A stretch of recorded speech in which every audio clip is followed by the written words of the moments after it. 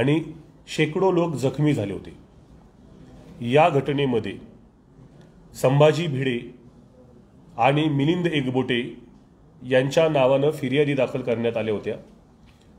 खाजगी लोकांच्या फिर्यादी व्यतिरिक्त पोलीस प्रशासनाकडून देखील फिर्यादी दाखल करण्यात आल्या होत्या। या दाखल करण्यात आलेल्या फिर्यादीला आता जवळपास 3 वर्षापेक्षा अधिकचा कालावधी लोटलेला आहे।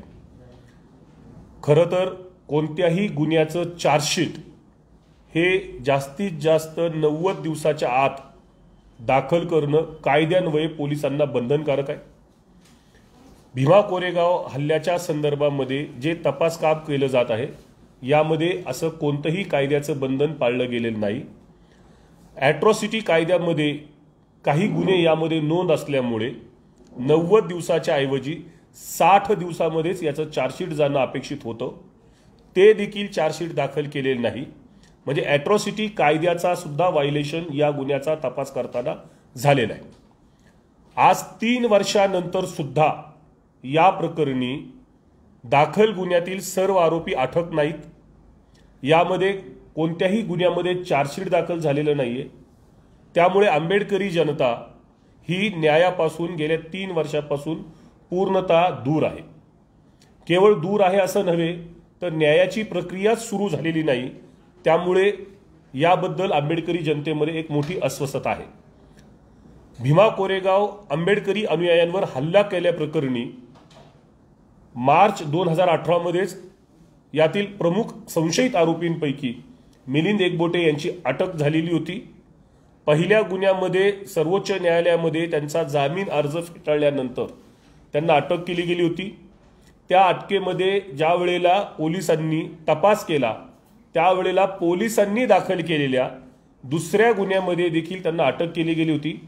1 तारखेला दाखल गुन्ह्यामध्ये आणि नंतर मार्चमध्ये मिलिंद एकबोटे यांना अटक केल्यानंतर अटक करत असताना कोर्टाला जो रिमांड रिपोर्ट सादर केला गेला त्यामध्ये ही दंगल ही पूर्णपणे पूर्वनियोजित आहे। आंबेडकरी जनतेवर झालेला हल्ला हा अतिशय व्यापक षडयंत्राचा भाग आहे, म्हणून पोलिसांनी स्वतःहून त्यामध्ये 120 या कलमाची वाढ केली होती आणि तसा रिपोर्ट सादर करून मिलिंद एकबोटे यांची अटक सुद्धा केली होती दुसऱ्या गुन्ह्यामध्ये। त्यात ते दोन्ही गुन्ह्यांमध्ये सध्या जामिनावर बाहेर आहेत। परंतु पोलीस फिर्यादीनुसार यामध्ये 1500 पेक्षा आरोपी असताना सुद्धा आज अखेरपर्यंत 95 पेक्षा अधिक आरोपींना अटक झालेली नाही। भीमा कोरेगाव प्रकरणी मुख्य संशयित आरोपी म्हणून सातत्यानं ज्यांचं नाव घेतलं जातं त्या संभाजी भिडे यांच्याकडे साधी 3 वर्षांमध्ये चौकशी देखील केली गेलेली नाही। संभाजी भिडे यांच्या चौकशीची आवश्यकता पुणे ग्रामीण पोलिसांना होती। त्यानुसारच 22 मार्च रोजी पुणे ग्रामीण पोलिसांचं एक पथक सांगली या ठिकाणी संभाजी भिडे यांची चौकशी करण्यासाठी 2018 सालीच गेलं होतं। परंतु संभाजी भिडे हे त्या ठिकाणी त्यांना आढळून आले नाहीत। त्यामुळे शिवप्रतिष्ठानच्या कार्यकर्त्यांकडे चौकशी केली गेली होती। म्हणजे यामध्ये तपास अधिकाऱ्यांना त्यांच्या चौकशीची गरज भासत होती हे स्पष्ट आहे। परंतु संभाजी भिडे यांना भारतीय जनता पक्षाचा पूर्णपणे वरदहस्त असल्यामुळे 19 फेब्रुवारी 2018च्या शिवजयंतीच्या निमित्तानं प्रधानमंत्र्यांनी केलेल्या ट्विटर हँडलवर छत्रपती शिवाजी महाराज यांच्या जयंतीच्या निमित्तानं संभाजी भिडेंचा व्हिडिओ व्हायरल केला होता। त्याचबरोबरीनं देवेंद्र फडणवीस यांनी देखील 23 मार्च रोजी विधिमंडळामध्ये 2018ला त्यांना क्लीन चिट दिली होती। त्याचाच धागा पकडत आता 1 जानेवारी रोजी राज्याचे गृहमंत्री अनिल देशमुख यांनी एक विधान केलेलं आहे जे मोठं आहे आणि महत्त्वाचं आहे की या गुन्ह्यामध्ये चार्जशीट दाखल करण्याची जी प्रक्रिया आहे ती आता पूर्ण होणार आहे आणि त्यामध्ये जी कायदेशीर कारवाई असेल ती केली जाईल असं 1 तारखेला त्यांनी आम्हाला स्पष्टपणे आश्वासन दिलं होतं, जे त्यांनी येरवडा कारागृहाच्या येथे आयोजित पत्रकार परिषदेमध्ये सुद्धा जाहीर केलं होतं।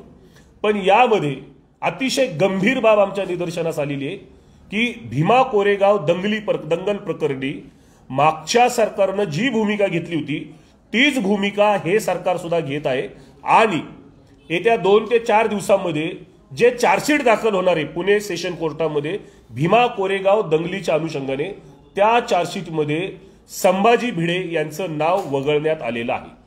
संभाजी भिडे यांचा दंगलीमध्ये सहभाग होता किंवा नव्हता याची कोणतीही तपासणी न करता, कुठेही फिजिकल इंटरोगेशन न करता, जे फिर्यादींनी त्यांचं नाव घेतलेले त्यांच्याकडे अधिक खुलासा न मागता, बाळासाहेब आंबेडकरांपासून अन्य रिपब्लिकन नेत्यांनी त्यांच्याबाबत सातत्यानं वक्तव्य केली, पुरावे सादर केलेले होते, त्यांच्याकडे अधिकचा तपास न करता एकतर्फी संभाजी भिडे यांना भीमा कोरेगाव हल्ल्यामधून आणि दंगलीमधून वगळण्याचं महाविकास आघाडीचं जे काम आहे, जी त्यांची भूमिका आहे, ही आंबेडकरी जनतेचा विश्वासघात करणारी आहे, आंबेडकरी जनतेला कायदेशीर न्याय नाकारणारी आहे.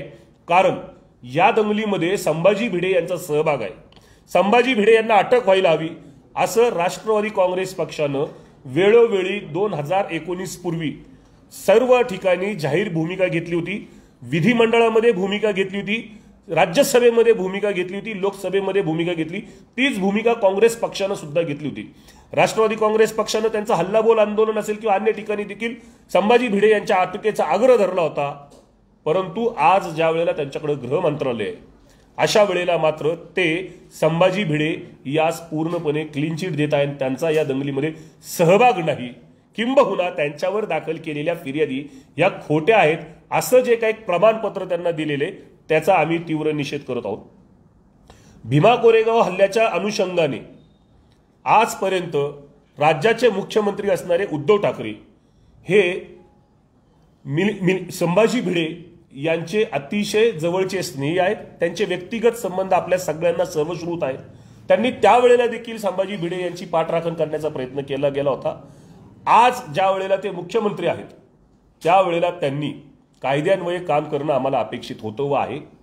परंतु आपल्या व्यक्तिगत संबंधांना अधिक महत्त्व देत मुख्यमंत्र्यांनी संभाजी भिडे याला या दंगलीतून पूर्णपणे वाचवण्याचं अत्यंत चुकीचं काम केलेलं आहे. आमची त्यांना विनंती यापूर्वी आम्ही केलेली, त्यांना लिखित स्वरूपामध्ये विनंती केलेली आहे की मुख्यमंत्र्यांनी राजधर्माचं पालन करणं अपेक्षित आहे, ना की व्यक्तिगत संबंध पाहण्याचं. शिवसेना प्रमुख म्हणून त्यांची भूमिका वेगळी असू शकते, शिवसेना म्हणून त्यांच्या पक्षाची भूमिका वेगळी असू शकते, परंतु राज्याचा मुख्यमंत्री म्हणून त्यांनी राज्य सरकारचा अपराधी असणाऱ्या व्यक्तीला वाचवण्याचं काम करणं हे भारतीय संविधानाशी द्रोह आहे आणि त्यांनी त्यांच्या पदाचा पूर्णपणे गैरवापर केला हे या निमित्तानं आम्हाला दिसत आहे. त्यामुळे आमची अशी त्यांना विनंती की आपण राजधर्माचं पालन करत कोणत्याही परिस्थितीमध्ये जो निर्णय संभाजी भिडेंबद्दल घ्यायचा आहे, खरं तर त्यांना अटकच व्हायला हवी, पण त्यांना अटक करणं न करणं यापूर्वी किमान त्यांची फेअर इन्व्हेस्टिगेशन होणं आवश्यक आहे. ज्यांनी त्यांच्या संदर्भामध्ये फिर्यादी दाखल केलेले आहेत, ज्यांनी त्यांच्या संदर्भामध्ये पुरावे दिलेले आहेत, ज्यांनी त्यांच्या संदर्भामध्ये जाहीररित्या आरोप केलेले आहेत, अशा सर्व लोकांना तपासण्याची संधी दिली पाहिजे, त्यांच्याकडे पुरावे मागितले पाहिजेत आणि हा संपूर्ण तपास नव्यानं केला पाहिजे अशी आमची भूमिका आहे. संभाजी भिडे यांना वाचवण्यासाठी जे चार्जशीट तयार केलेले पुणे ग्रामीण पोलिसांनी, जे काही दिवसांमध्ये काही तासांमध्ये केव्हाही कोणत्याही क्षणी कोर्टामध्ये दाखल केलं जाणार आहे, ते संपूर्ण चार्जशीट हे मागच्या सरकारच्या दबावाखाली केलेले. त्याचे जर आपण पेपर्स जर उद्या तपासले किंवा पाहिले, चौकशी केली तर आपले निदर्शन असेल त्यात नवं असं काहीच नाही. जी मागच्या सरकारची भूमिका आहे ती तशीच्या तशी या सरकारच्या कालावधीमध्ये रेटली जात असेल तर ती अत्यंत चुकीची आहे. महाआघाडी सरकारबद्दल अत्यंत अविश्वासाचं वातावरण तयार करण्यासारखं आहे. त्यामुळे या संदर्भामध्ये आम्ही पुढच्या आठवड्यामध्ये महाविकास आघाडीचे नेते असणारे माननीय शरद पवार साहेब, जे भीमा कोरेगाव संदर्भामध्ये आमच्या दृष्टिकोनातनं पहिल्या दिवसापासून आंबेडकरी जनभावनेसोबत आहेत. कारण त्यांनी 1 तारखेलाच या घटनेचा निषेध नोंदवला होता. भीमा कोरेगाव चौकशी आयोगासमोर शपथपत्र सादर केलं होतं. राज्यसभेमध्ये या संदर्भामध्ये भूमिका मांडली होती आणि वर्तमानपत्र सगळीकडे त्यांनी भूमिका मांडली होती. त्यांची भेट घेणार आहोत. सोबतच आघाडी सरकारमध्ये काँग्रेस पक्षाचे मंत्री असणारे डॉक्टर नितीन राऊत साहेब असतील किंवा काँग्रेस पक्षाचे प्रांताध्यक्ष बाळासाहेब थोरात असतील, यांची देखील भेट घेऊन त्यांनी भूमिका का बदलली, त्यांचं याबद्दल नव्यानं काय म्हणणं आहे आणि ते सुद्धा भाजपच्याच अजेंड्यावर चालणार का, असा स्पष्ट सवाल आम्ही त्यांना करणार आहोत. त्या संदर्भामध्ये आम्ही समाजातले जे मान्यवर आहेत त्यांना घेऊन, या सर्व मान्यवरांची भेट घेऊन या प्रकरणी एक फ्रेश SIT भीमा कोरेगाव हल्ला 1 तारखेला जो झाला, नॉट एल्गार परिषद, त्या हल्ल्याच्या संदर्भामध्ये एक फ्रेश एसआयटी स्थापन करून मुदतीमध्ये याचा तपास करून चार्जशीट करावा अशी आमची भूमिका आहे. अंतिमतः आम्हाला एवढंच या ठिकाणी सांगायचंय की सुरुवातीला सांगितल्याप्रमाणे 1 जानेवारी 2018ची ही घटना असताना आज 11 जानेवारी 2021ला मी आपल्याशी बोलतोय, म्हणजे तब्बल 3 वर्ष 10 दिवसानंतर. तर delay justice is also injustice. उशिराने मिळणारा न्याय हा मोठ्या प्रमाणामध्ये अन्याय असतो. ही बाब लक्षात घेऊन या प्रकरणी आता सर्वोच्च न्यायालय आणि मुंबई उच्च न्यायालयाने सुमोटो ऍक्शन घेणं आम्हाला अपेक्षित आहे.